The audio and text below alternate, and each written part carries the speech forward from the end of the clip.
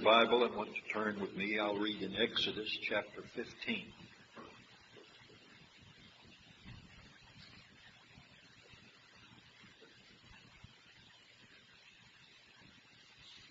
I'll begin reading at verse 22.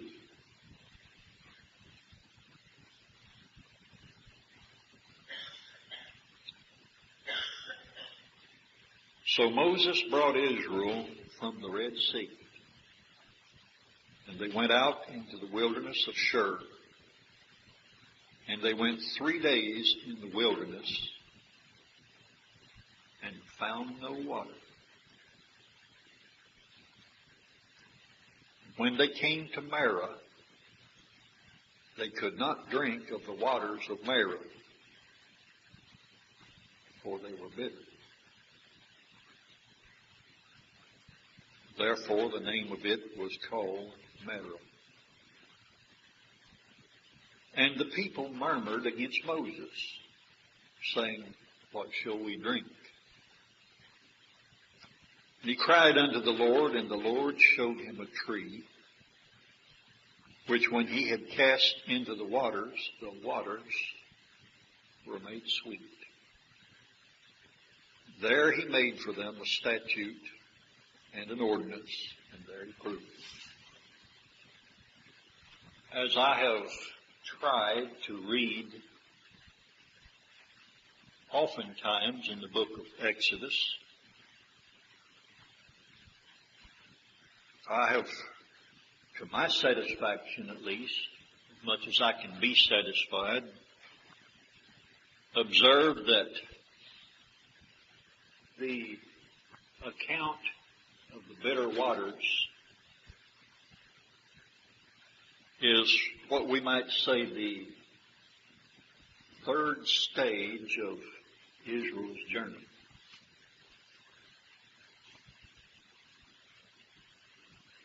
And it come very early in their travel.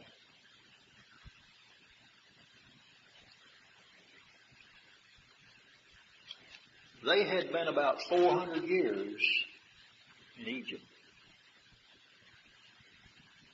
Started off going real well. When they came down there, Pharaoh gave them Goshen, the best land.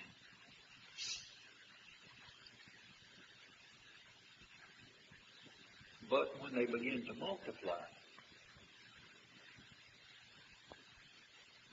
and new pharaohs were raised up that did not know Joseph, they looked the situation over and observed that these Israelites in their midst posed a threat to them. They weren't many at the time, but they had sense enough to see that they were going to be at the rate things were going. So the pharaohs put them to work. It would be enjoyable to kind of deviate there and talk about some of our religious pharaohs of today. Now they'll put you to work too. Always desiring to tell Israel, ye are idle. Up, make bricks, and out strong. We'll leave that. Let you thrash that out in your own minds. Towards the end of these sore travails in this 400 years, Israel had now become a great nation. And their cries went up to heaven. And God heard them. That's a blessed thing if you can see it. No matter what the circumstances may appear to be. When the cries of God's little children ascend, the Lord is mindful of them. And in His good time, He's going to deliver them. I may not be in that delivered number, but I believe the delivered number will be delivered on time. And the Lord spake unto Moses, saying, Speak unto the children of Israel that they turn. Now at this time they are an assembled mass. They have gotten their goods together, and they are journeying. You know what? They don't know where they're going. They've got no more idea of the course this journey will take them than if they had never begun it.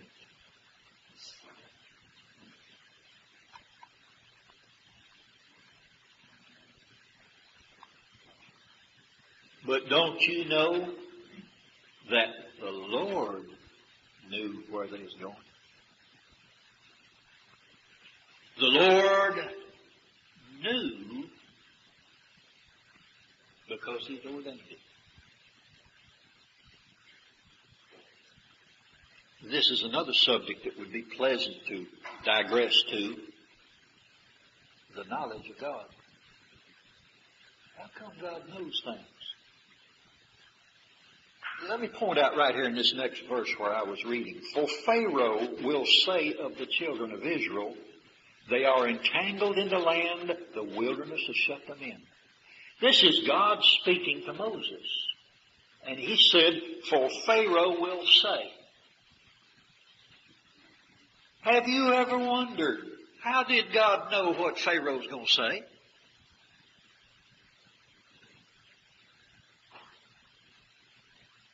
I speak, I hope, reverently, but did God speculate on what He might say?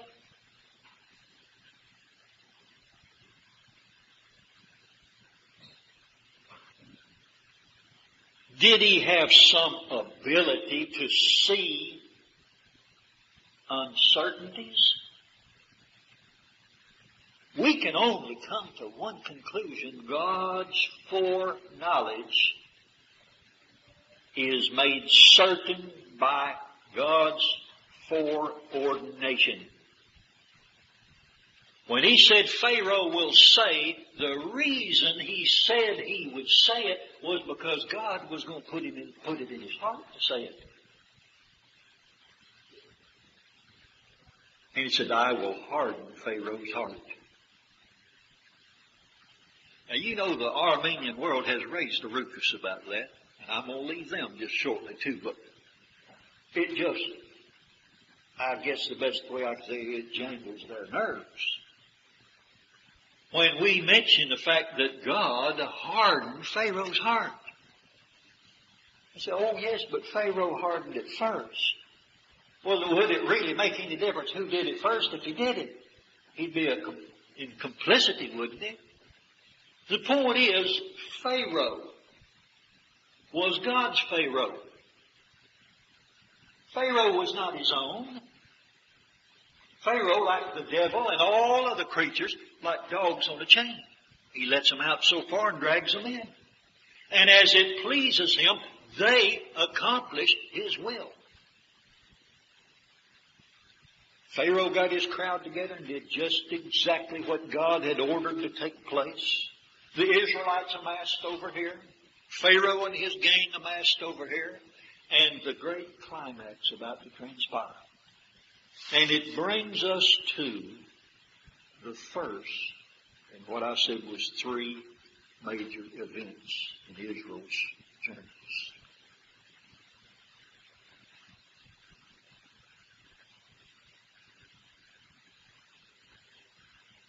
Where were they at the start?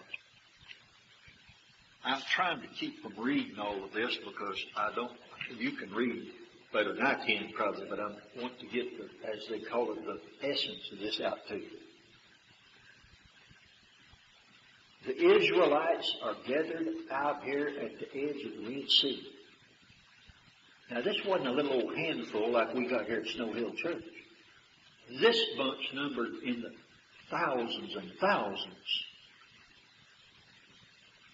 And Moses at the head of them.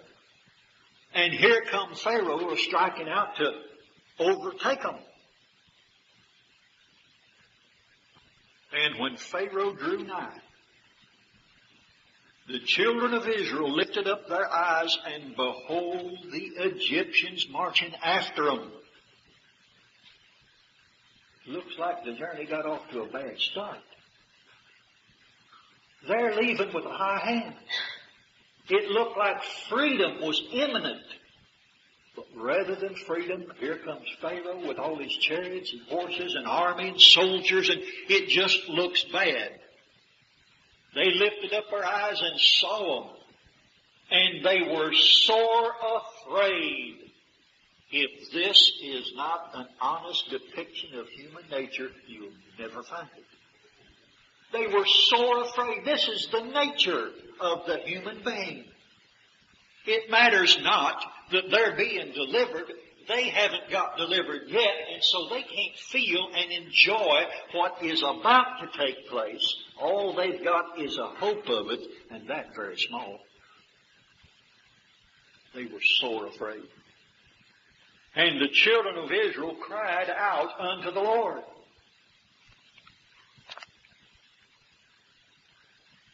I would ask you, I hope humbly, are you better off without a trial and no contact with the Lord? Or to be involved in a trial that causes you to cry out? Oh, God don't have nothing to do with these bad things. We hear it all the time, don't we? This big bad Pharaoh bearing down on God's children is the immediate source of their being afraid. And their being afraid is the immediate source of them crying to their Lord.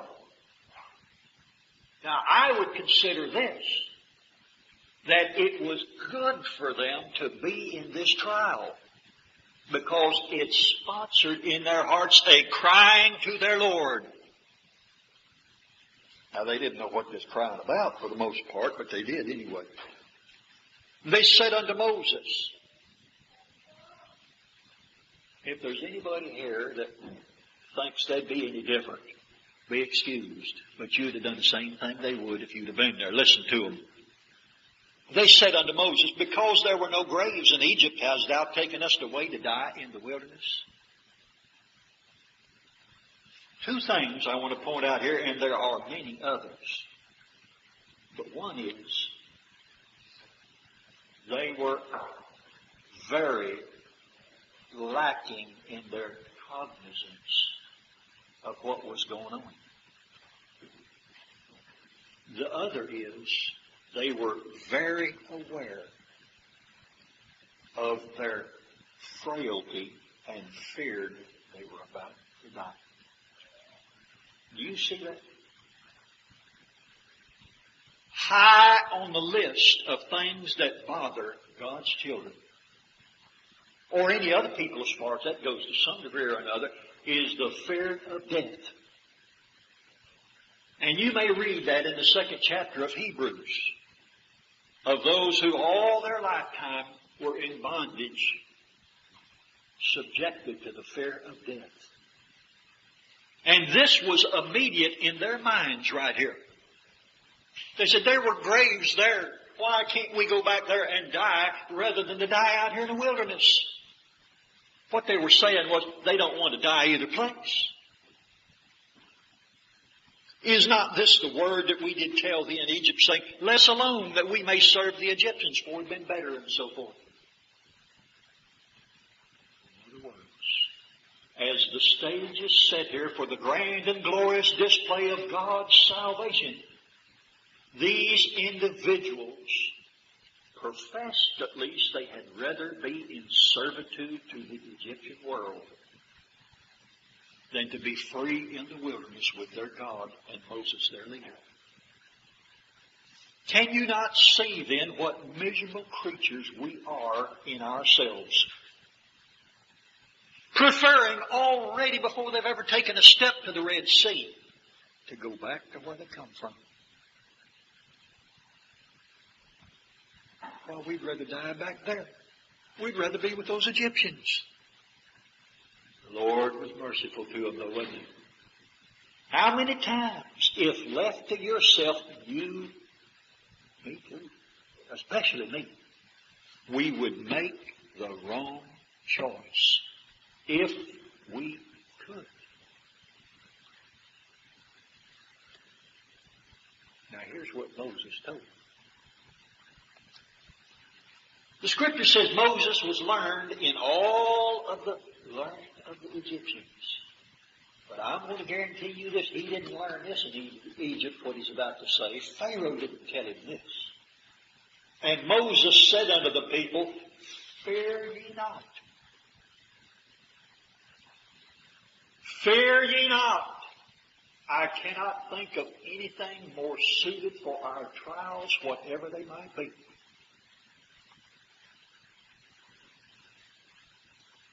We're not here to criticize those Israelites. They answered the call of their poor, weak nature. They were afraid.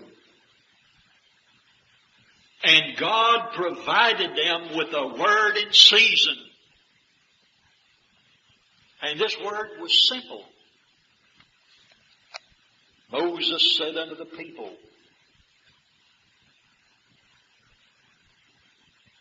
you didn't pray enough. You didn't work enough. You didn't witness enough. You weren't sanctified enough and all that other malarkey. What a grand time to spell out all of that free will business. But he didn't. He told them something that in themselves they didn't have the ability to do. But God had the ability to give them the strength. Fear not. The second thing he told them was just about as difficult as the first. Stand still. Do you know it is the nature of human beings everywhere, without exception just about, when trouble comes, to move, to get out of the way, to do something. And to stand still, I believe, would be about the most difficult thing you could do in the face of adversity. Well, this is what God told them to do. Here comes Pharaoh swooping down on them. And he says, stand still. Why? Moses is going to tell them in just a second. Why stand still? And see the salvation of the Lord. Brother Frank, you have any preference? God's salvation or your own? Stand still and see the salvation of the Lord. Now, I would suppose that if there has ever been a trial that this wouldn't cover, it'd have to be an awful powerful trial, wouldn't it? This was a bad trial. And he said, stand still and see the salvation of the Lord. The Lord is going to save them here, which he will show to you today. For the Egyptians whom you have seen, ye shall see them again no more forever. Are there any ifs, ands, ors, buts, nors, or any other kind of suppositions involved in this? He just says they're going to be gone. You won't see them anymore. This trial will be past. The Lord shall fight for you, and ye shall hold your peace. That's why they could stand still, brethren. The Lord shall fight for you. We haven't learned that lesson well, if we've learned it at all. And I suggest we shall not learn it fully in this life. But we know by the little light that is in us that this is the truth. The Lord is our light. He is our salvation. He is our way and our strength, our very present help in time of need. And when afflictions and trials and dark moments such as this arise, if blessed to see, fear ye not, we're a blessed people. If blessed to hear, stand still, we're a blessed people. If blessed to see that this salvation is of the Lord, He'll save you, and that today He'll fight for you, and He'll be your peace. Oh, what a blessed people. That, I suggest, was the first, shall we say, segment of their travels. So out they go. These people were, I won't go into the details of it, they were walled around with mountains on either side, the sea before them, Pharaoh behind them, the devil on top of them, and their carnal self inside them. Now they were in a fix. And in all of this, the Lord calmed all their passions and set them free. So off they go, marching through the Red Sea. And I know you know the story as well as I do, so I'll not go into the details of that. They get so far. The pillar of cloud is with them. The fire. And these kept them separated from Pharaoh and his army. The waters have opened up. They go through dry. And when Pharaoh and his gang get so far out there, the Lord closes the waters on them and destroys them. Do you suppose they were a happy bunch?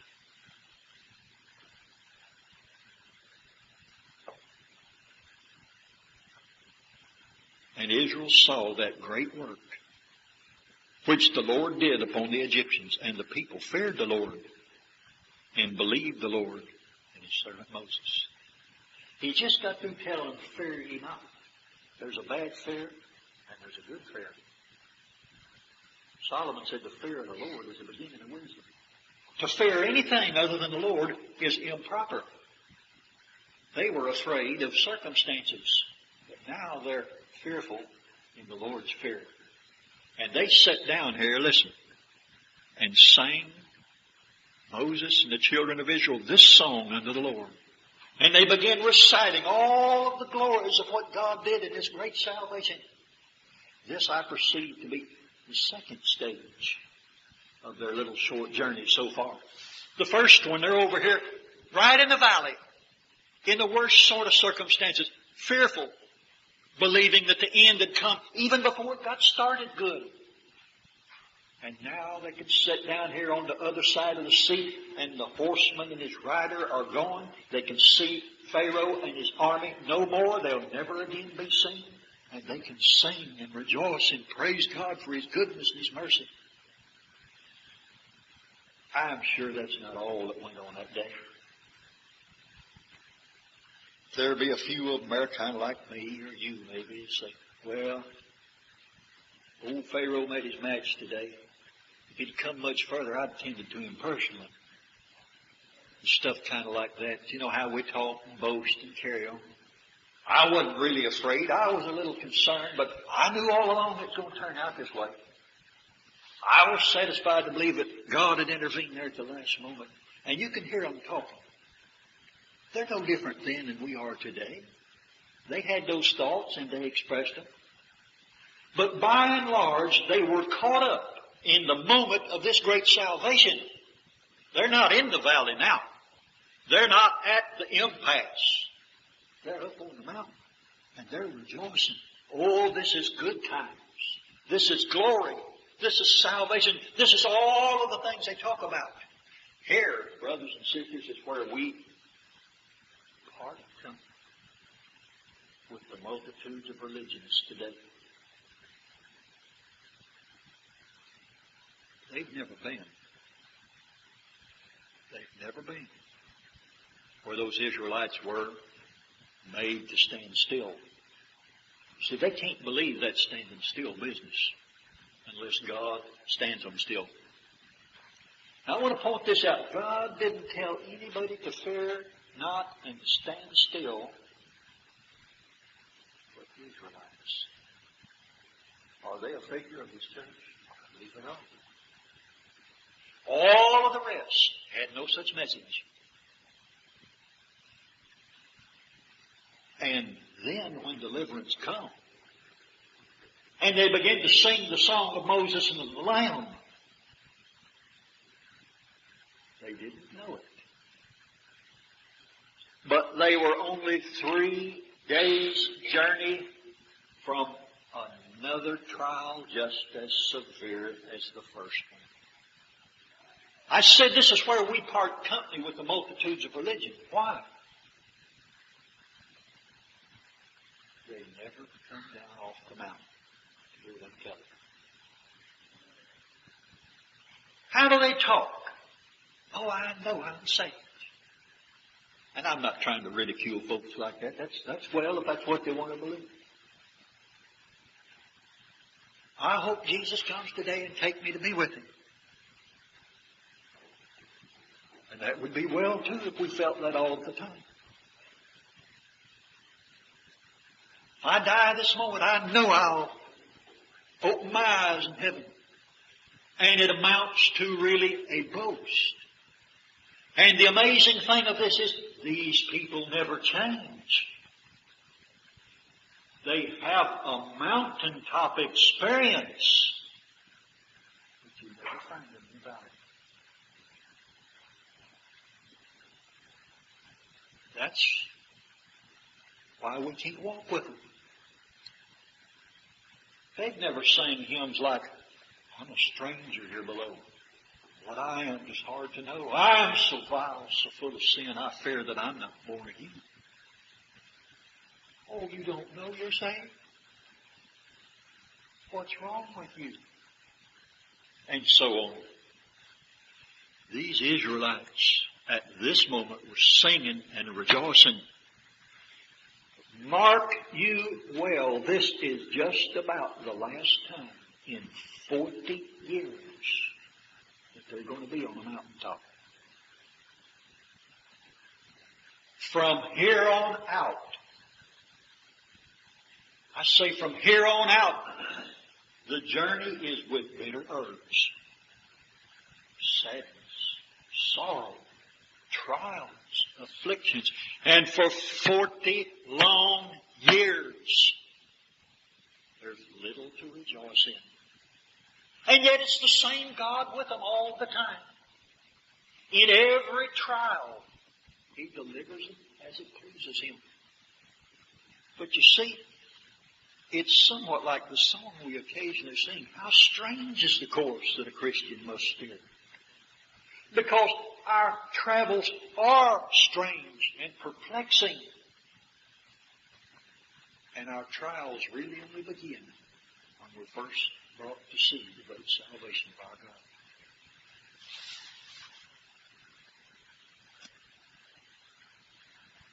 One thing I might take the time here to touch on is something they said in their song before they journeyed in. They're speaking of Pharaoh here.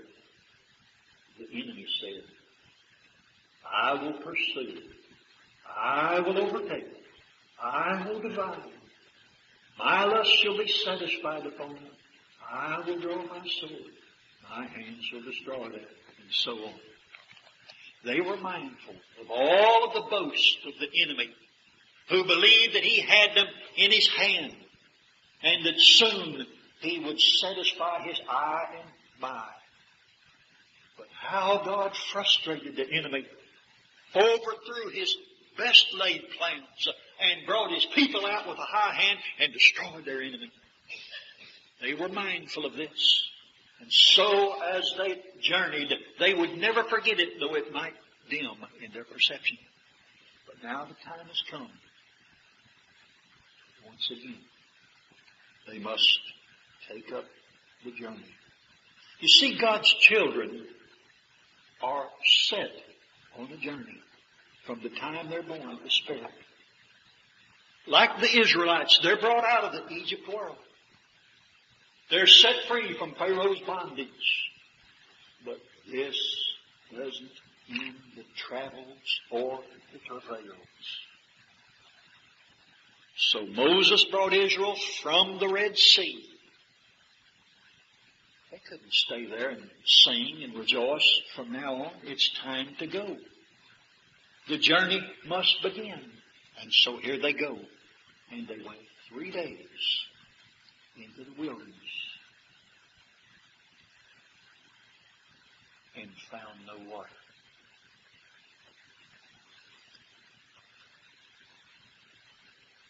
I can only speculate on what the journey might have been like. The first day as they go along, they're not mindful of their needs. Any apprehensions of the scorching desert and the scorpions and lizards and all of the things out there? There still is the glow of the deliverance, the sweet and refreshing memories of the great things the Lord has done for them. By the second day, however, they probably are feeling a little different. The luster is gone. The bloom is fading. Darkness begins to set in on their perceptions. And now, the third day, they're thirsty. They're weak and they're faint.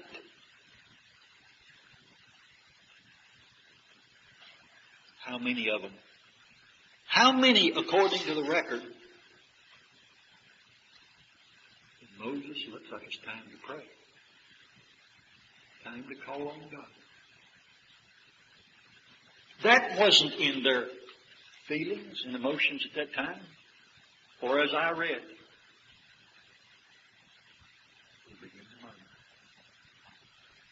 they begin to murmur. What had occurred? 3 days out, they come to Marah, and here's water. And they believed that their trial and affliction would be relieved. They try to drink of the water, and what do they discover? Rather than being suitable, it's bitter. I don't know how bitter it was or what made it bitter. But it was such that they could not drink, even though from appearance, dying of thirst was staring them in the face. The waters are bitter. This is not what we expected. We had looked rather, Moses, that you was going to lead us right straight into some great utopia. And rather than flowery beds of ease, they're sailing troubled seas, aren't they? And as the saying goes, water, water everywhere, not a drop to drink. Can you imagine then that they were disturbed, that they were cast down?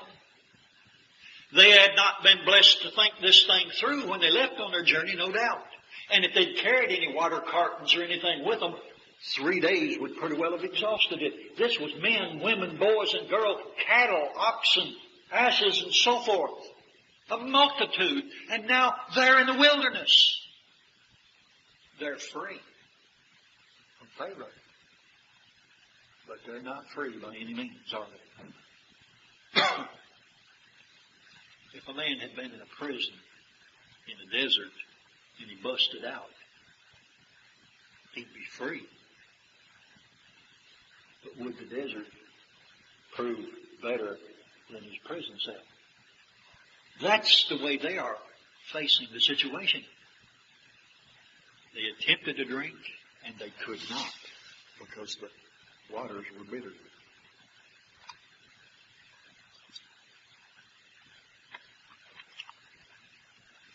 Had Cousin Jimmy or some of the other irreligious muckety-mucks of the day been there at that time, they said, "Oh, those waters aren't really bitter. Take a little draw of them. They'll be good for you. You'll like it after you get used to it."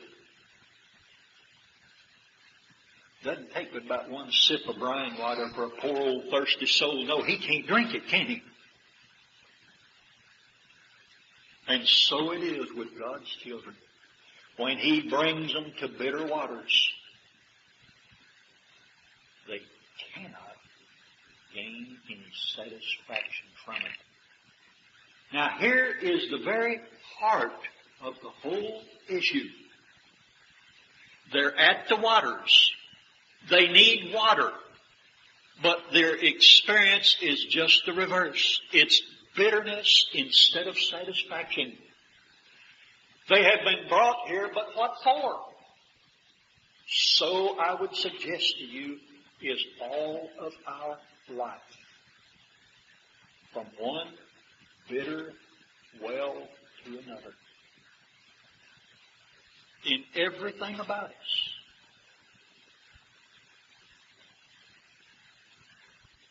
We come into the church, for instance. Utopia. The next thing you know, we've got a fight going on. We grow up, start out on our journey. Everything is lovely. All of a sudden we discover we have to work for a living with people that are like devils and madmen. We begin to raise families. All the joy and expectation of children and so forth, and those prove to be bitter wells too. Wherever you may turn, in whatever you want to look at, it's bitter waters. The happiest people on earth probably are the most ignorant. Someone said ignorance is bliss. And I believe there's a great measure of truth in that.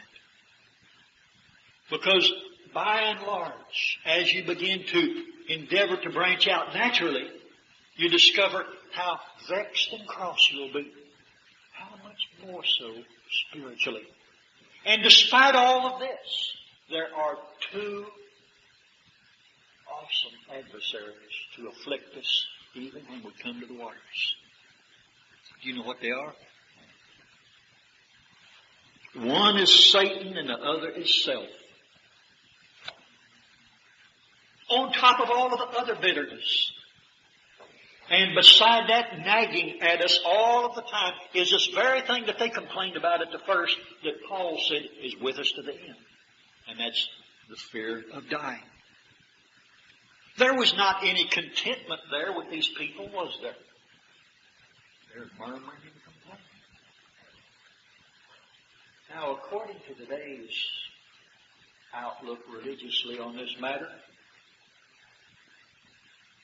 they could have pulled up to the waters there and said, well, they're bitter and we can't drink.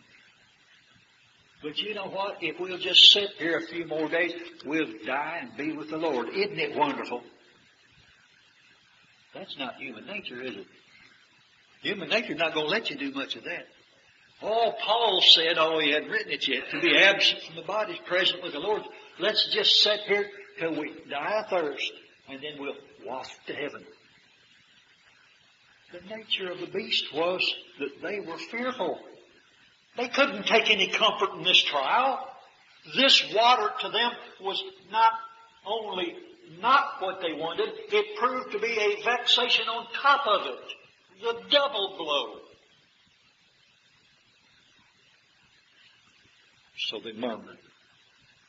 Brethren, I'm going to tell you, you do too. Just like I do. People murmured against Moses, saying, what shall we drink? And he cried unto the Lord. The Lord showed him the tree. I'm sure I've explained at some time or another that what I believe the tree to represent. What could it represent but the cross?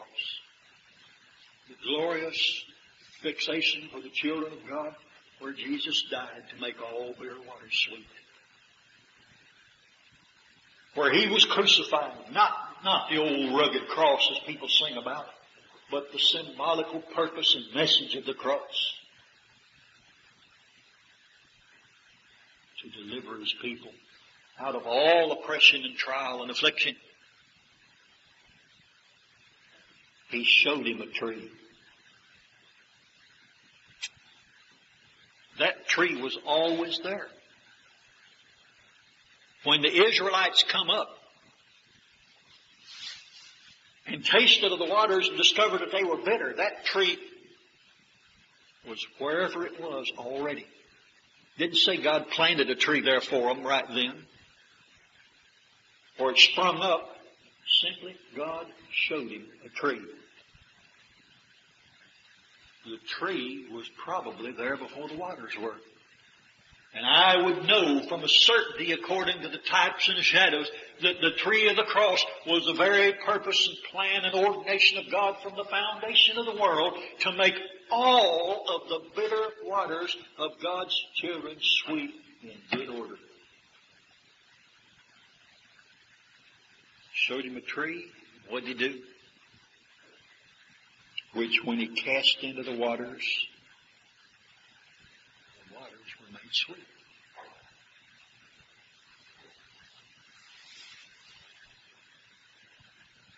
Human nature would tell you this. Scout about a little bit and find some other waters more suitable. These waters are bitter. But God's plan, eternal purpose was this, that the very waters that are bitter, when the cross of the Redeemer is applied to them, are actually sweet and suitable and profitable to God's children. I would submit to you then, in the very face of any bitterness that God's children would experience, whatever it might be, if the Lord blesses you to see in it the tree of the cross, and it's applied to the waters, even the severest trial, rather than continuing bitter, will be made sweet. This is exactly what we've tried to say over and over again about Romans 8:28. For we know that all things work together for good, to them who love God, to them who are the called, according to His purpose. The message there, as Paul tried to deliver it to the Romans, was this. It makes no difference what it is. It's good. The bitter is made sweet because it's working together for good. No matter what it is. Suppose you went to the doctor in the morning and he says, you're going to die. You already knew that anyway, didn't you? You just didn't know when. But now it's more immediate. First reaction is probably grief, sorrow, shock, and all those things. Maybe bitterness. Look back and say, oh my goodness, I've been exposed to cigarette smoke or asbestos or cranberry sauce or something that the government said will kill you, and now I'm going to die. Bitter at everybody and everything, except the fact that God had appointed unto man once to die, and now it's only been revealed to you. But then, in some sober reflection, not like the Armenian with his Cheshire cat grin all the time about going to heaven, as the Lord would make these bitter waters sweet with the application of the cross of Christ, you begin to see, well, truly, if my hope is not vain, if die I must sooner than I thought, perhaps my hope will be realized in a better world. And that bitter well there becomes sanctified. And I had far rather, if I know my poor heart, rather have a sanctified trial than an unsanctified road of pleasure. Wouldn't you? The cross applied to anything is preferable to nothing. To journey through life blind, miserable, wretched, dead, insensitive to the glories and the humilities of the cross and the things that Jesus did for His people. Oh, brethren, I believe I'd rather have the trials, the bitter waters. Let me stand before the waters, bitter as they might be, until such time as the Lord would apply to them sanctifying deliverance found in the tree. Then the waters will be sweet. Have you had a trial? You had an affliction? If it was of the Lord, which it is, and it was applied to you, you had to come out the other side saying, I'm so thankful that I have been taught this lesson one more time. I'll conclude by proposing this. While it does not appear that the Israelites gained a whole lot out of this experience, don't you know that Paul knew what he was talking about when he said these things were written for our instruction and for our learning? that we, through patience and comfort of the Scriptures, might have hope. These things were in samples, he said. They were designed to be here, if not for them immediately, for us today, that we might look there and see the glorious way that God leads His children. So then, at the conclusion, we have to say, the bitter waters were useful. And so, if you're His, every bitter experience has its profitability. They were better off for having been at the bitter waters, for afterwards they saw God and God alone can deliver. Did they need a special caravan to come up from Cairo to bring them water? Did they need to go across to the Amorites or the Philistines and beg water of them? Right there, at the spot where the trial and the bitterness was, God sanctified it to their glory, to His glory, and their good. Thank you for your time.